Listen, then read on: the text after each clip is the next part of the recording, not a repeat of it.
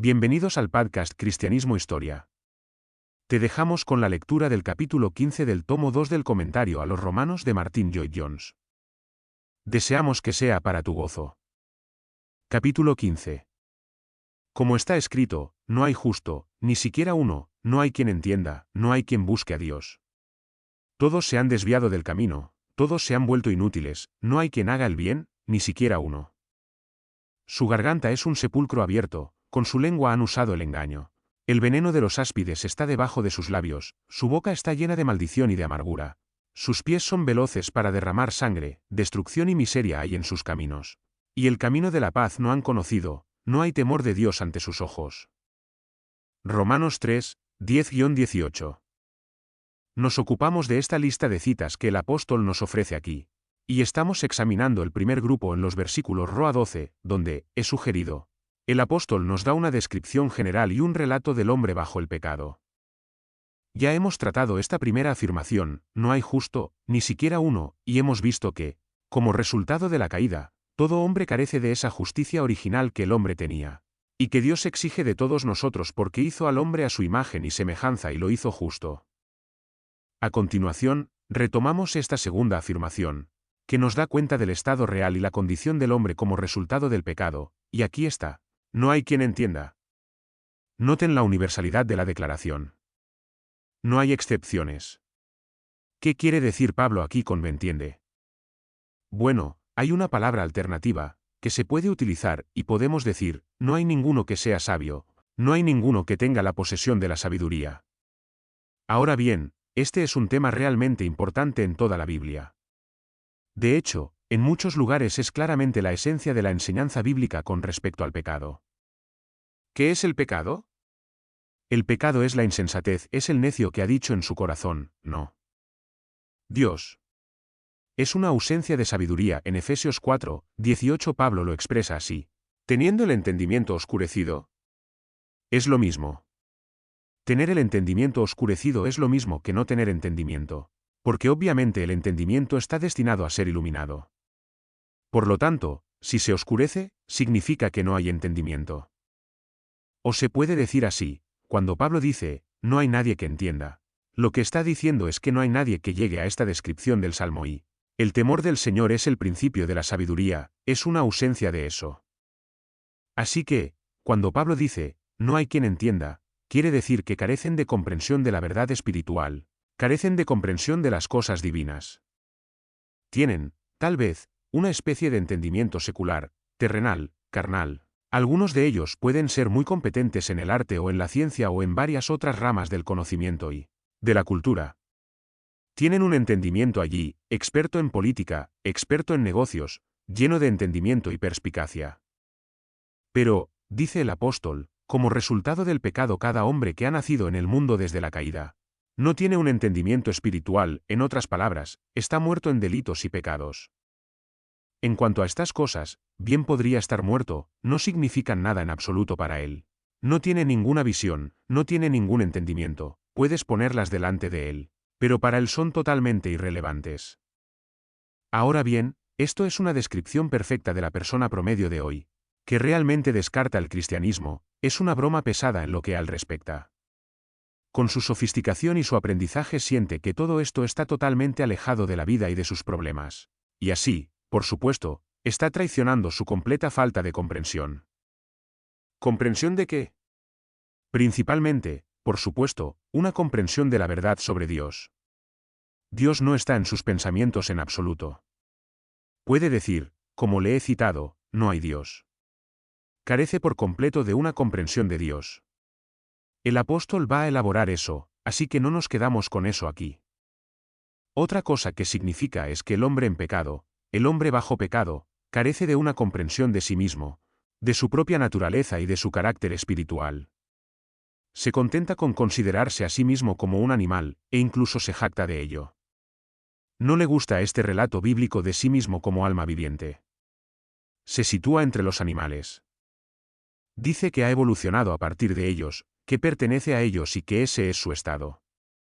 No tiene ninguna idea de la enseñanza bíblica sobre el hombre, que consiste en que el hombre es esencialmente un ser espiritual destinado a Dios, y destinado a vivir un tipo de vida espiritual en relación con Dios.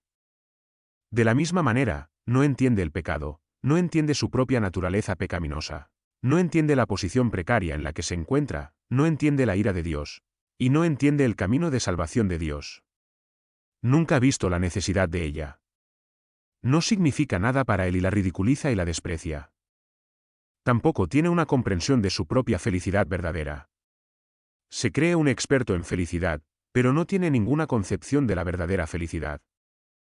No comprende la verdadera manera de tener alegría, una alegría celestial, una alegría espiritual. No la comprende en absoluto, lo que se le ofrece a ese respecto lo considera aburrido y soso, algo que le resulta insultante. Sobre todo, como ya he dicho, no tiene ningún concepto de su destino eterno, no piensa en ello. No le gusta pensar en ello, no le gusta que le inviten a pensar en ello, lo considera morboso. Hace todo lo que puede para posponer los pensamientos sobre la muerte y sobre el final de su vida y sobre la eternidad desconocida a la que va. Lo odia. No quiere que se lo recuerden, y eso es porque no tiene una verdadera comprensión de ello hecho. El caso de la Biblia, de principio a fin, es que esta fatal falta de comprensión es, en cierto sentido, la causa de todos nuestros problemas. Esto nos lleva a la siguiente cosa que el apóstol nos dice en esta subsección particular, y es la tercera y última cosa que nos dice sobre nuestro estado actual como resultado del pecado. No hay ninguno que busque a Dios. Nuevamente debo enfatizar la universalidad, sigue siendo ninguno, ni una sola excepción. La afirmación del apóstol es que no hay ningún individuo que busque a Dios. Una vez más, no podemos dejar de notar la maravillosa secuencia y el orden y la disposición lógica de estos pensamientos. Observen cómo lo expresa Pablo: hombre, dice, es injusto y es injusto porque no tiene entendimiento, y es porque no tiene entendimiento, que no a Dios. Ahora es muy importante que tengamos claro lo que esto significa. Lo que Pablo quiere decir con buscar a Dios es un deseo de Dios, un deseo de conocer a Dios, y un deseo de disfrutar de Él. Pablo también quiere decir un deseo de adorar a Dios y de buscarlo en la oración, como Job, por ejemplo, que exclamó: oh, si supiera dónde puedo encontrarlo, Job 23, 3. O como el salmista, que dijo en el Salmo 42, como el ciervo corre tras los arroyos, así corre mi alma tras ti, oh Dios. Así es. Anhela al Dios vivo, suspira por él. Busca a Dios. Ese es el contenido de este término, busca a Dios, y, por supuesto, incluye también una búsqueda para conocer la voluntad de Dios en obediencia, porque está ansioso por hacer la voluntad de Dios. Ahora bien, el apóstol dice que el hombre, como resultado de la caída, y por estar bajo el pecado, no busca a Dios así. Lo mismo dice en el capítulo 8 con estas palabras: la mente carnal, natural, es enemistad contra Dios, porque no se sujeta a la ley de Dios, ni puede hacerlo. En enemistad, y porque está en enemistad con Dios no lo busca, hace todo lo posible para evitar a Dios, para alejarse de Él, y porque no busca a Dios no busca su ley. Me he explayado tanto porque es posible que haya alguien que diga: seguramente el apóstol va demasiado lejos. No tiene derecho a decir que todos los que han sido bombeados desde la caída de Adán son culpables de no buscar a Dios. Esta persona dice: conozco a muchas personas en este mundo que no son cristianas en absoluto y que nunca van a un lugar de culto. Pero no me gustaría decir que no buscan a Dios, porque sé que dicen sus oraciones. Sé que cuando están en problemas ofrecen una oración a Dios. ¿No es eso buscar a Dios? Son buenas personas. La respuesta del apóstol a eso es: ¿no? Si se pone todo su contenido en esta palabra, buscar, se ve que no buscan a Dios en absoluto. Tener algún tipo de interés intelectual en la posibilidad de Dios, o en el ser de Dios, no es buscar a Dios. Buscar a Dios no significa simplemente rezar mecánicamente sus oraciones, porque realmente no ha pensado lo suficiente, tal vez, para dejar de decir las oraciones que le enseñaron cuando era un niño. Eso no es buscar a Dios. Buscar a Dios significa que realmente buscas algo. Recuerda la secuencia utilizada por nuestro Señor: pedid, y se os dará; buscad, y encontraréis; llamad, y se os abrirá. Mateo 7, 7. Buscar es mucho más activo que pedir. En el momento en que te das cuenta de este contenido de la palabra, buscar, empiezas a ver que la afirmación del apóstol es bastante acertada. Las oraciones mecánicas no significan que estemos buscando a Dios. Buscar a Dios significa que estás tratando de encontrar a Dios, y llegar a su presencia, y realizar su presencia. Eso es buscar. Y lo que dice el apóstol es que no hay nadie que busque a Dios de esa manera. Buscar a Dios significa desear a Dios por encima de todo y de todos, buscar su gloria, estar ansioso por promover su gloria. Buscar a Dios en el sentido bíblico significa que Dios es el centro de nuestro pensamiento, y es el objeto supremo de nuestra vida conocerlo y amarlo, y vivir para su gloria. Permítanme citar de nuevo la primera pregunta del Catecismo Breve de la Asamblea de Westminster. ¿Cuál es el fin principal del hombre? La respuesta es, el fin principal del hombre es glorificar a Dios y gozar de él para siempre. Y un hombre del que esto es cierto es un hombre que busca a Dios, y lo que dice el apóstol es que ningún hombre, por naturaleza y abandonado a sí mismo, ha buscado a Dios. Esta es una declaración importante. Es una de las escrituras más valiosas por medio de la cual se puede condenar a la llamada buena persona que nunca ha cometido ningún pecado grande, abierto y flagrante, que siempre hace mucho bien y ha sido filántropo, y que siempre ha rezado sus oraciones, etc. Esta es la manera de condenar a tal persona. El apóstol establece categóricamente que nunca ha habido una sola persona que haya buscado a Dios, y usted encontrará que estas personas nunca han buscado realmente a Dios en absoluto. Como el fariseo que nuestro Señor mismo describió en su imagen del publicano y el fariseo que entraron en él templo para orar, estas personas han dicho muy a menudo a Dios lo maravillosas que son, pero como ese fariseo nunca han buscado nada. En esa ocasión, recuerdan, el fariseo simplemente le dio a Dios una lista de sus excelencias. Eso no es buscar a Dios, es casi condescender con Dios. Es importante, por tanto, que nos demos cuenta de las implicaciones de esta afirmación, de esta doctrina. Porque significa que si tú y yo podemos afirmar como personas cristianas que buscamos a Dios, solo hay una explicación para ello, y es que Dios nos ha buscado primero. El hombre en pecado, bajo el pecado, no busca a Dios, no hay quien busque a Dios. No hay nada tan antibíblico como decir que el hombre natural busca a Dios, y que su problema es que nadie le ha dado el Evangelio que ha estado esperando y esperando oír. Esto es una contradicción en blanco de la declaración bíblica de que no hay ninguno que busque a Dios. El hombre por naturaleza odia a Dios, está en enemistad con Dios, está muerto en delitos y pecados. Muéstrame un hombre que pueda decir honestamente que busca a Dios, y te mostraré un hombre que ha sido vivificado por el Espíritu de Dios, a quien Dios ha buscado. Lo amamos, ¿por qué? Porque Él nos amó primero. Si nos dejáramos llevar por nosotros mismos, nunca lo buscaríamos. Permaneceríamos permanentemente en enemistad con Él. Ahora pueden ver que estas citas que el apóstol reúne aquí en esta gran cadena de evidencias son todas de tremendo significado e importancia.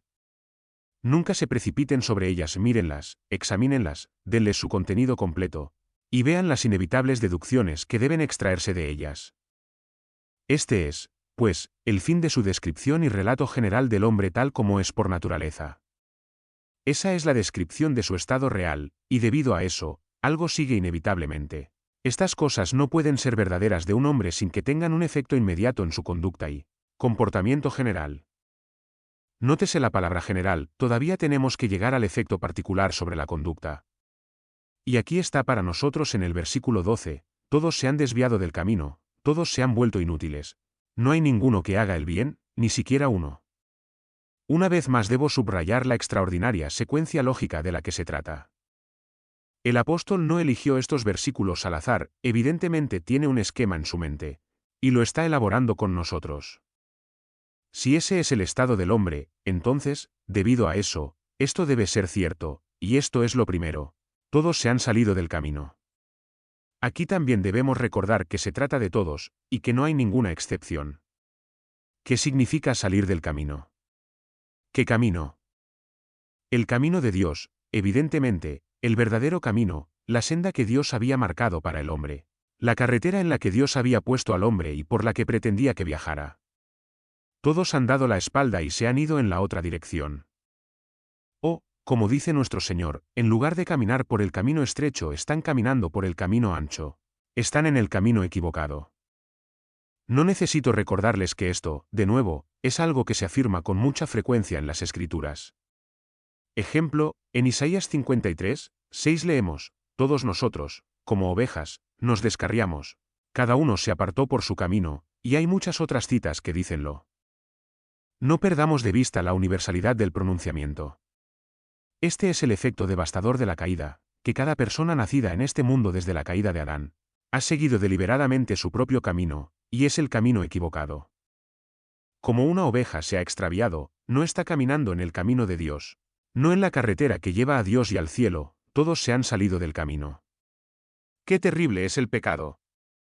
Qué importante es que miremos así a la humanidad en pecado, están en el camino del infierno, están en el camino del diablo.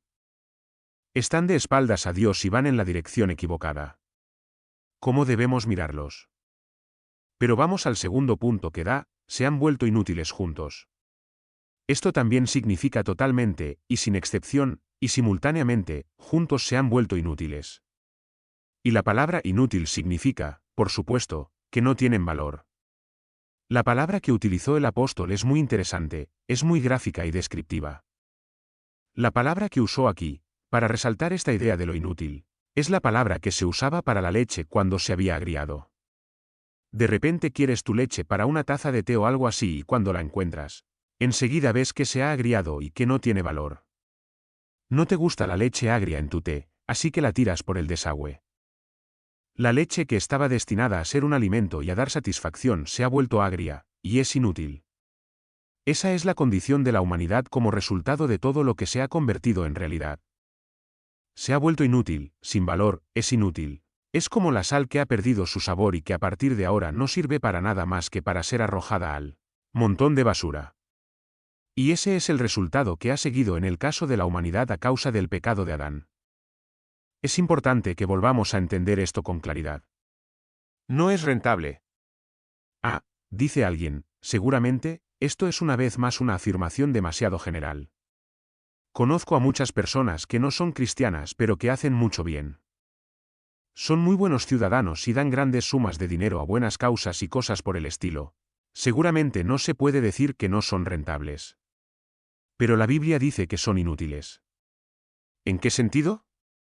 Bueno, no son rentables desde el punto de vista de Dios, no desde el punto de vista de la moral secular. Es importante que tengamos claras estas distinciones. La Biblia no dice que un hombre es tan malo o tan podrido como un hombre puede ser o llegar a ser, pero, desde el punto de vista de la salvación, sí dice que cada uno de nosotros, aparte de la gracia de Dios en Jesucristo, carece totalmente de bondad y es completamente inútil. Permítanme darles otras citas que dicen lo mismo. Escritura dice que, todas nuestras justicias son como trapos de inmundicia, Isaías 64, 6, esa es otra forma de decirlo. O tomemos la forma en que el apóstol Pablo lo expresa después de su conversión. En su autobiografía, en el capítulo 3 de Filipenses, describe cómo, antes de su conversión, estaba muy orgulloso de su competencia en la ley y muy orgulloso de su propia justicia, ya que juzgaba la ley, sobresaliendo sobre los demás, un hombre maravillosamente bueno, piadoso y justo. ¿Y recuerdas lo que dice al respecto después? Después de que llegó a verse a sí mismo. Después de que vio la ley bajo una nueva luz y fue condenado por el pecado, ¿qué dice entonces sobre su justicia? Todo lo he perdido, y lo tengo por basura, para ganar a Cristo, Filipenses 3, 8. Eso es un lenguaje muy fuerte, ¿no? Pero es perfectamente exacto. Este mismo hombre, cuando vio esa justicia religiosa, esa moralidad suya, y la había vivido muy a fondo, cuando la vio a los ojos de Dios dijo, esto es basura, es vil, es asqueroso, es putrefacción. Pablo no lanza palabras como esas sin considerar lo que está diciendo. Él no solo dijo que no era lo suficientemente bueno, él dijo que todo es malo, trapos sucios y pérdida completa. Esto es lo que podemos llamar los prolegómenos, si se quiere, del Evangelio. La comprensión de esta verdad es lo que hace que el Evangelio de Cristo sea tan glorioso. Es este hecho el que hizo necesaria la encarnación y la muerte en la cruz. El hombre no necesita simplemente que se le mejore un poco, o que se le ayude. Es tan vil y tan desesperado como esto, nada menos. Deberíamos tomarnos un tiempo con estas descripciones, aunque sean terribles y horribles, y aunque sean odiosas. Son verdaderas, y verdaderas para cada uno de nosotros por naturaleza. Esto me lleva a la última cosa bajo este título en particular, no hay ninguno que haga el bien. Y luego, para los santurrones, la repetición, no, ni uno. Una vez más se ve que lo que se quiere decir aquí es la bondad a los ojos de Dios. Y es en este punto donde tantas personas buenas se extravían porque nunca ven la necesidad de la muerte de Cristo. De hecho, nunca han visto la necesidad del perdón en absoluto, están haciendo tanto bien. Pero el apóstol dice, no hay nadie que haga el bien, ni siquiera uno. Por lo tanto, permítanme una vez más interpretarlo así. ¿Por qué es cierto esto de toda la bondad del hombre natural? Porque toda la bondad del hombre natural es invariablemente egocéntrica. Pero, dices, no lo hace todo por sí mismo, puede ser muy bondadoso con los demás. Sí, pero mientras es amable con los demás, en realidad también lo es consigo mismo. Lo hace para complacerse a sí mismo más que para complacerlos a ellos. Las acciones del hombre, cada una de ellas, están contaminadas en su origen.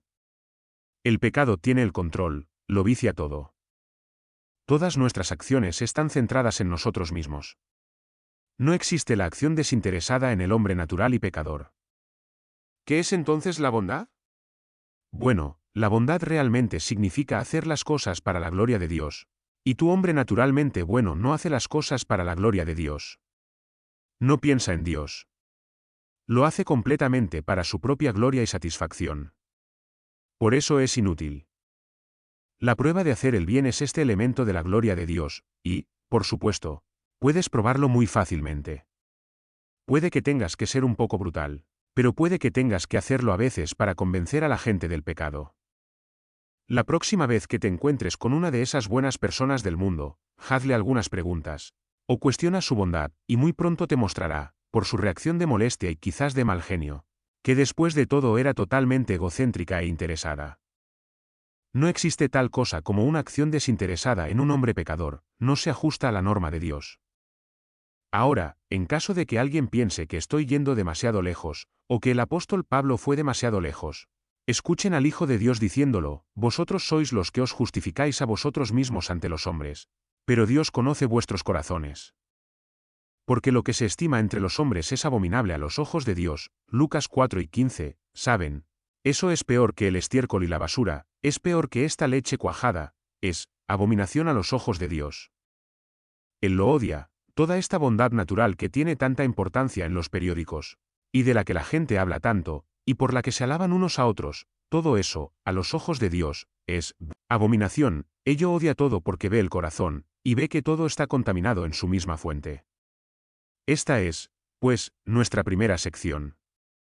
Pero el apóstol no lo deja así, y no nos deja así. Esa es solo la descripción general. Así que pasamos a la segunda sección, en la que tenemos la descripción particular, o, si lo prefieren, las manifestaciones de todo esto. Porque el hombre bajo el pecado es así, entonces, ¿cómo se comporta? ¿Cómo es en su funcionamiento? La sección va desde el versículo 13 hasta el 17, pero de nuevo podemos subdividirla de forma bastante sencilla. La primera subsección, los versículos 13 y 14, podría llamarse el pecado en palabras. ¿Estás preparado para que te ponga delante el espejo más aterrador en el que te has mirado en tu vida? Te advierto que si quieres estar en buenos términos contigo mismo es mejor que no sigas leyendo. Aquí está el espejo, el pecado, en primer lugar, tal como se muestra en palabras. ¡Qué terrible, qué gráfica es esta descripción! Su garganta, comienza diciendo, es un sepulcro abierto, esta es su cita en este punto del Antiguo Testamento. ¿Qué significa esto? Significa esto y es una descripción casi demasiado ofensiva para mencionarla. Pero aquí tenemos que exponer las escrituras, es como si abrieras una tumba en la que un cuerpo ha sido enterrado hace 2 o 3 semanas y el proceso de putrefacción está en su punto álgido, el hedor es indescriptible, fétido y ofensivo. Esa es la condición de la garganta del hombre bajo el pecado. El hombre natural sin la gracia del Señor Jesucristo, abundancia del corazón habla la boca, Mateo 12. 34, y como el corazón es como hemos visto que es, esa es la clase de cosa que emana. Pero déjame continuar. Con sus lenguas han usado el engaño.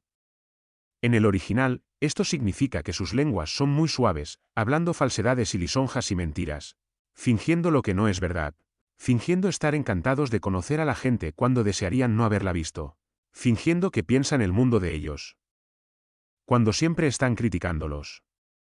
Las lenguas que usan el engaño. Estas personas parecían tan maravillosas, sus palabras estaban tan llenas de miel, por así decirlo, Pero todo estaba hecho con un propósito. Ahora sé que he dicho esto a menudo antes, pero debo decirlo de nuevo. Lo que realmente me desconcierta es cómo cualquier hombre que lee las Escrituras no ve, por necesidad, qué es la palabra de Dios. ¿Pueden darme una descripción más perfecta de la sociedad y de la vida de la sociedad actual que este tipo de cosas? Míralos en el salón de baile, o en sus ocasiones de estado, y en sus cenas. Qué amistosos y afables parecen todos entre sí, y sin embargo, se murmuran cosas entre ellos en cuanto alguien les da la espalda. ¿No es cierto? No es la razón por la que las columnas de cotilleo de los periódicos florecen y son tan interesantes, con los secretos que se sueltan, y todas las rivalidades y los sobresaltos sobre las mismas personas a las que has visto sonreírse como si se quisieran de verdad. Eso es la vida. Esa es la sociedad en su traje de noche, así como en sus trapos en la cuneta, que cierto es. Pero lo que sigue es peor. Sus lenguas son tan suaves, y con sus lenguas han usado el engaño, el veneno de los áspides está bajo sus labios. El apóstol muestra aquí que los escritores del Antiguo Testamento tenían un conocimiento asombroso y detallado del áspid, la víbora, la serpiente, llena de veneno. ¿Cómo funciona? Bueno, esta es una descripción muy fina en un sentido zoológico. La víbora, que es tan dañina y tan venenosa, tiene el veneno escondido en una pequeña bolsa en la raíz de los labios. Esta bolsita está debajo de la mandíbula superior de la víbora, cerca de unos colmillos que están en posición horizontal. Cuando la víbora está a punto de abalanzarse sobre una víctima, echa la cabeza hacia atrás y al hacerlo, estos dientes o colmillos bajan y muerde a la víctima. Mientras muerde con los colmillos, uno de ellos presiona la bolsa que está llena de veneno y en la herida se inyecta este veneno que va a matar a la víctima. Así que la Biblia da una descripción científica exacta de cómo la víbora mata por medio de su ven. Y según las Escrituras, esa es la verdad sobre el hombre, que habla con una lengua tan suave, pero bajo sus labios está este veneno, este rencor, miel en los labios, veneno bajo ellos. Esto sale, por supuesto, en la conversación, y el veneno sale, también, en el entretenimiento que parece tan maravilloso, pero envenena las mentes y la imaginación de los jóvenes, y los lleva finalmente al infierno. Mirad los anuncios publicitarios, ¡qué maravilla! Pero allí hay veneno. El labio, la lengua es suave. Ven, dicen, ven y disfruta de esto, ¡qué maravilla! Y la víctima inocente no ve la bolsa con el veneno que se inyecta de repente al ser mordido, y que lleva a la destrucción. Lo mismo ocurre con la enseñanza errónea. La gente considera este tipo de predicación evangélica como desagradable. Muchos dicen eso de mi predicación. Demasiado dura, dicen, demasiado dura es de sac. Déjame escuchar a alguien que siempre está hablando del amor y del amor de Dios. Ah, qué suave es su lengua, si crees en ese otro, que no es un evangelio, que siempre te está alabando y alabando tu mundo, llamándolo un mundo hermoso y diciendo que el hombre es maravilloso. Y que todo está bien y no hay necesidad de la sangre de Cristo. Si crees en eso, te inyectará este veneno que condenará tu alma y te enviará al infierno. Sus lenguas son suaves, pero bajo sus labios está el veneno de las víboras. Falsa enseñanza que envía a la gente a dormir, y les da ese falso regocijo, finalmente arruina y destruye él. Pero hay otra palabra que debo añadir porque está aquí en mi texto, cuya boca está llena de maldición y amargura. Ahora debemos ser claros sobre estas cosas. No significa que cada individuo maldiga y jure todo lo que pueda. No, pero sí dice que la maldición y la amargura están ahí en todos nosotros, y todos hemos sido culpables de ellas. Simplemente hay que escuchar las cosas que dice la gente cuando está desprevenida, y lo que dicen unos de otros. Se puede oír que maldicen y se puede oír la amargura. ¿Te acuerdas de la mujer de Job? Cuando las cosas fueron mal, ella dijo, mira, eres un tonto, maldice a Dios y muérete. Hay personas que, cuando las cosas van mal, lo dicen así, ¿por qué me tiene que pasar esto a mí, o a mi hijo? Y han maldecido a Dios mientras lo decían. Esa es la forma en que maldicen a Dios. Cuando tienen un sentimiento amargo contra Él y quieren hacer sus preguntas rebeldes, es maldecir a Dios. Y toda la humanidad en pecado es culpable de maldecir a Dios, de maldecir a los demás en esta amargura, con juramentos y maldiciones, y con un lenguaje poco amable, vengativo y de reproche. Esta escritura, como ves, dice que todo esto es cierto en nosotros, y es el resultado del pecado y de la caída. Por eso dedica tanta atención a estas cosas. Si usted revisa sus epístolas del Nuevo Testamento, encontrará que Pablo, después de haber manejado su poderosa doctrina en la epístola a los Efesios por ejemplo, dice al final de esa epístola: que no se nombre una vez entre vosotros ni la inmundicia, ni la necedad, ni las bromas, Efesios 5, 3-4. Baja a lo particular, porque el pecado se expresa de esta manera. El apóstol Santiago escribe todo un capítulo sobre la lengua y el uso de la misma. Lean el tercer capítulo de su epístola, se trata de esta cosa terrible, este pequeño órgano del que hemos estado hablando que tiene el fuego del infierno en el Daíses como el timón que hace girar toda la nave. Habla de esta fuente que emite horribles amarguras y cosas terribles. La misma enseñanza. Después de mostrarnos el pecado en las palabras, Pablo nos describe el pecado en los hechos. Sus pies se apresuran a derramar sangre. No necesito señalar que eso no significa que todo ser humano sea un asesino. No. Pero la posibilidad está ahí y la humanidad, siempre está derramando sangre en las guerras y los conflictos. ¿Qué más? Lo siguiente que se nos dice es esto: la destrucción y la miseria están en sus caminos. No conozco una descripción más perfecta del mundo actual que esta. Es un resumen de la historia. Desolación y miseria. Destrucción que lleva a la miseria y a la desdicha. Causa y efecto. ¿No es una descripción perfecta de la historia? Qué tontos son los hombres que se jactan de guerras y conquistas como si las guerras hicieran grande a una nación. Ahí se ve la perversión del pecado, regodeándose en el número de enemigos que se han matado. ¡Qué horrible es! Destrucción y miseria. Todo eso lleva, invariablemente, a la infelicidad y a la desdicha. El pecado es esencialmente destructivo. Siempre destruye. Destruye el carácter, nuestro propio carácter, el carácter de otras personas, y siempre conduce a la miseria. Vean la destructividad de la embriaguez y el dolor al que conduce. Mirad la destructividad del vicio y la miseria y desdicha a la que conduce. La codicia, la avaricia, todas estas cosas, son destructivas y traen consigo la miseria y la desolación. Las ruinas, los lugares de las bombas, la ruina de las almas. ¡Qué descripción del pecado! ¡Qué cierto es! La historia se resume realmente, para mí, en estas pocas palabras. La destrucción y la miseria están en todos sus caminos. Y por último, no han conocido el camino de la paz. Aquí dice lo mismo en sentido contrario. Porque han conocido la destrucción y la miseria, no han conocido la paz. Y no han conocido la paz debido a ese hecho con el que comenzamos este capítulo. Es porque no han obtenido la sabiduría, de la cual leemos en Proverbios 3, 17 que sus caminos son caminos de placer, y todas sus sendas son de paz. Pero si no tienen esta sabiduría, no tendrán la paz, porque Dios ha dicho: no hay paz, dice mi Dios, para los impíos. Isaías 57, 21. Ahí, pues, hemos terminado la segunda sección, lo que nos deja el versículo 18, la tercera sección, en la que Pablo nos da la explicación de todo lo demás. No hay temor de Dios ante sus ojos. Pero antes de que pasemos a considerar esto, confío en que todos hayamos visto más claramente de lo que jamás hayamos visto en nuestras vidas, la absoluta necesidad del camino de salvación de Dios antes de que un solo individuo pueda ser salvado. Lo que hemos estado repasando en detalle no es más que la simple, literal y cruda verdad de cada uno de nosotros por naturaleza. No, usted no es una excepción, amigo mío. No hay ninguna excepción. No eres una persona buena, no existe tal cosa. Estos horrores están en cada uno de nosotros. Todos estamos muy perdidos. Estamos muertos en delitos y pecados, y la tumba es putrefacta y fétida.